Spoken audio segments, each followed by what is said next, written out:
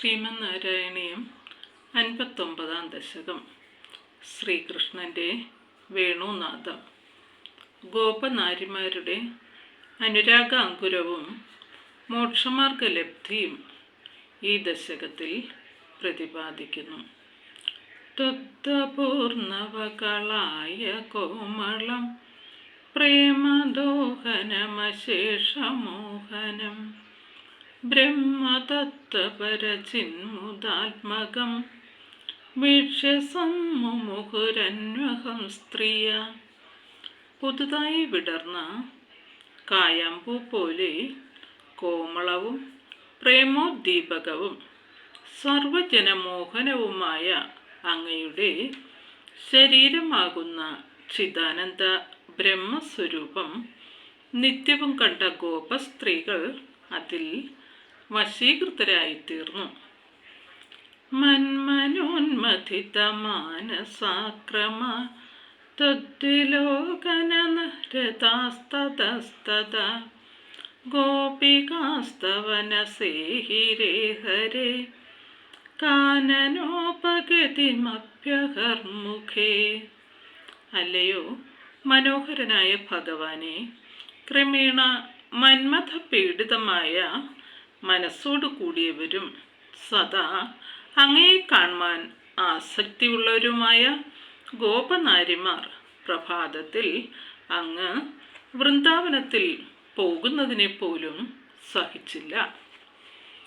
നിർഗതേ ഭവതി ദത്തദൃഷ്ടയ സ്ഥൽഗതേന മനസാ മൃഗേക്ഷണ വേണുനാദമുപകർണ്യ ദൂരത സ്തദ്വിലാസകഥയാഭിരേമിരേ.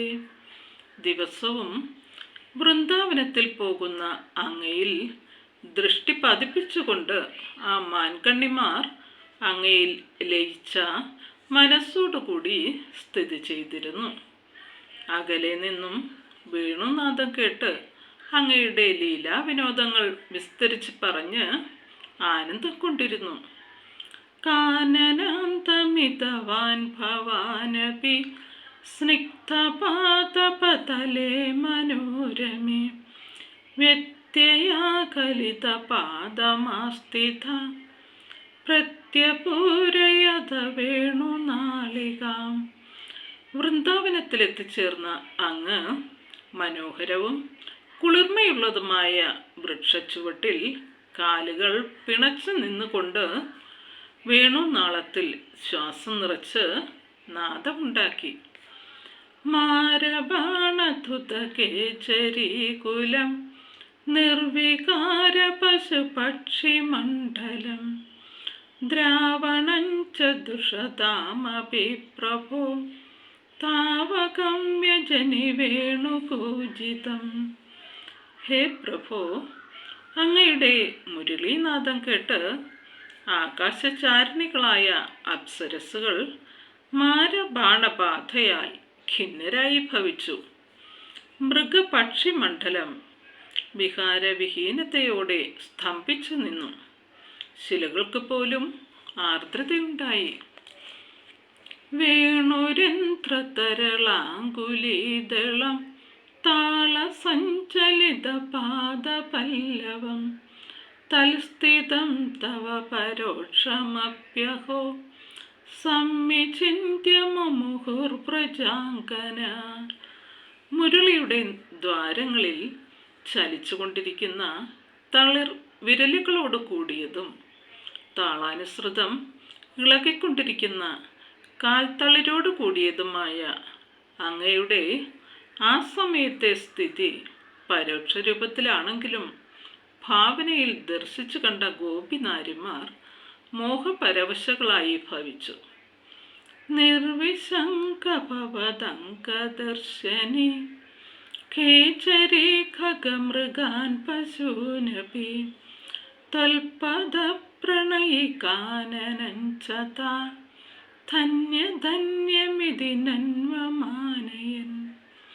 നിർബാധം അങ്ങയുടെ ശരീരം ദർശിച്ചു കൊണ്ടിരിക്കുന്ന അപ്സരസുകൾ, മൃഗപക്ഷികൾ, പശുക്കൾ എന്നിവരും അങ്ങയുടെ പാദങ്ങളുമായി ബന്ധപ്പെടുന്ന വനവും ഏറ്റവും ധന്യമായവയെന്ന് ആ ഗോപസ്ത്രീകൾ കരുതി.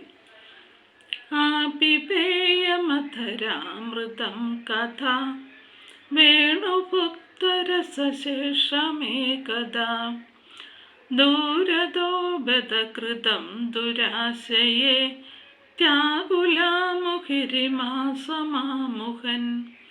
മുരളി ഭുജിച്ചതിന് ശേഷം ബാക്കിയായുള്ള ആ അതരത്തിലെ അമൃതം ഒരു തവണയെങ്കിലും എനിക്ക് പാനം ചെയ്യാൻ കഴിയുന്നതെപ്പോൾ?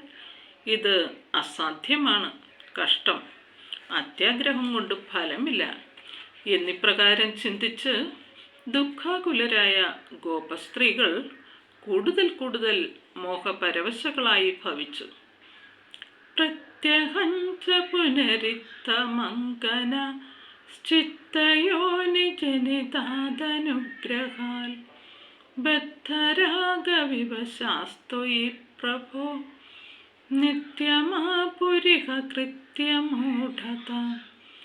ഹേ പ്രഭോ, കാമദേവൻ സൃഷ്ടിച്ച അനുഗ്രഹഫലത്താൽ അങ്ങയിലുറച്ച പ്രണയം മൂലം പരവശകളായിത്തീർന്ന ആ നാരിമാർ നിത്യവും ഇഹലോക കർമ്മങ്ങളിൽ വിമുഖകളായിത്തീർന്നു.